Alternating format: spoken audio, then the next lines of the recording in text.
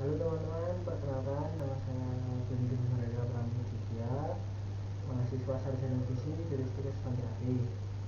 Baik teman-teman, di sini saya akan membahas tentang suatu penyakit degeneratif, yaitu dengan penyakit gagal ginjal.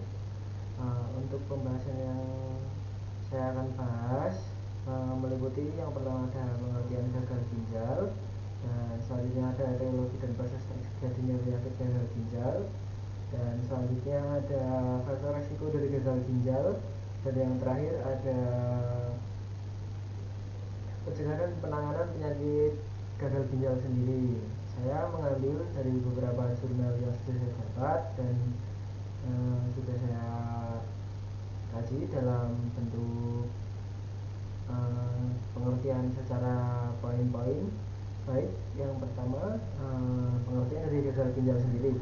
Penyakit gagal ginjal adalah penyakit tidak menular dan saat ini menyerang sekitar jutaan orang di seluruh dunia. 1 dari 10 orang dewasa memiliki penyakit gagal ginjal kronis atau chronic kidney disease atau juga CKD. Salah satu penyakit tidak menular. Adanya gangguan fungsi ginjal yang dapat menggambarkan kondisi sistem vaskuler sehingga dapat membantu upaya pencegahan lebih dini sebelum pasien mengalami komplikasi yang lebih parah seperti stroke, penyakit jantung, gagal ginjal, dan penyakit pembuluh darah perifer.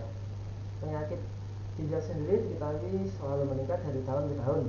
Di Indonesia sendiri, penyakit gagal ginjal kronis pada tahun 2013 sebanyak 3.800 orang, kemudian meningkat tajam pada tahun 2018 menjadi 1 juta orang. Data global di tahun 2019 menunjukkan 1 dari 3 orang umumnya berisiko mengalami penyakit gagal ginjal kronis. Selanjutnya, saya akan membahas dari etiologi dan proses terjadinya penyakit gagal ginjal. Untuk gagal ginjal sendiri merupakan kondisi di mana terdapat penurunan fungsi ginjal karena adanya parenkim ginjal yang bersifat kronik dan irreversibel. Kondisi ini di mana terjadinya perubahan perlahan pada struktur norma ginjal disertai dengan fibrosis interstitial yang menyebabkan penurunan fungsi ginjal secara bertahap selama berbulan-bulan hingga mungkin bertahun-tahun. Dalam keadaan ini, ginjal tidak mampu menjaga keseimbangan volume dan komposisi cairan tubuh meskipun ada asupan makanan yang normal. Untuk selanjutnya, ketika fungsi ginjal itu menurun, ketidakseimbangan elektrolit dan cairan itu merupakan perubahan fisiologis dan metabolisme itu dapat terjadi. Ketika gagal ginjal sudah berlangsung selama beberapa waktu, tekanan darah seringkali meningkat ataupun melonjak. Ginjal itu akan mulai kehilangan kemampuannya untuk menghasilkan hormon dengan jumlah yang cukup untuk menstimulisasi pembentukan sel darah merah yang baru, sehingga dapat menyebabkan jumlah sel darah merah itu rendah ataupun juga bisa disebut dengan anemia. Untuk selanjutnya, pembahasan selanjutnya ada faktor resiko dari gagal ginjal. Salah satu faktor yang tidak dapat diabaikan sebagai resiko terjadinya berbagai penyakit adalah usia. Proses penuaan berkaitan dengan perubahan molekuler, struktural, dan fungsional dalam berbagai organ termasuk ginjal. Selama proses penuaan, ginjal itu mengalami penurunan fungsi yang progresif serta perubahan histologi makroskopis dan mikroskopis.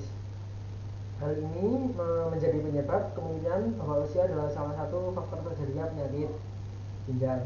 Selanjutnya juga ada faktor dari hipertensi, itu merupakan faktor resiko sekaligus efek dari penyakit gagal ginjal yang cukup kuat. Salah satu target organ utama yang rusak akibat hipertensi adalah ginjal, di mana hal ini disebabkan oleh nefrosklerosis hipertensi. Penyakit ginjal ini merupakan salah satu komplikasi dari diabetes mellitus. Kadar gula yang terus-menerus dan tidak terkontrol pada penderita diabetes dapat menyebabkan kerusakan pada pembuluh darah. Salah satunya adalah pembuluh darah pada ginjal. Pada kondisi obesitas juga, kerja ginjal menjadi lebih berat dikarenakan saat pada pasien obes harus memfilter lebih banyak darah dan racun yang terkandung dalamnya. Selain menjadi penyebab langsung terjadinya penyakit gagal ginjal. Untuk selanjutnya ada di poin keempat, ini ada pencegahan dan penanganan pada penyakit ginjal. Penyakit ginjal ini dapat dicegah dan perkembangannya ini menjadi penyakit ginjal yang dapat ditunda dengan cara akses yang tepat dengan dasar dan perawatan dini. Kebijakan dan strategi nasional ini juga sudah membahas untuk penyakit ginjal kronis ini diarahkan pada pendidikan dan kepatuhan kesadaran tentang penyakit ginjal. Selanjutnya juga ada screening CKD serta manajemen dan pengobatan untuk meningkatkan kesadaran dan pentingnya tindakan pencegahan pada penyakit gagal ginjal ini.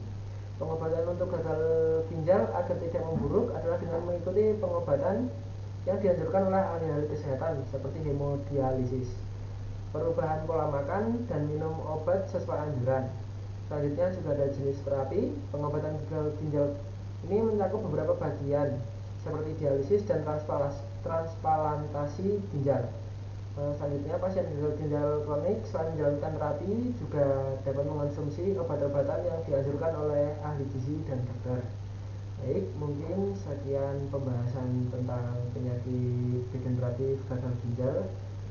Bila ada salah kata dan kekurangan, mohon maaf. Terima kasih.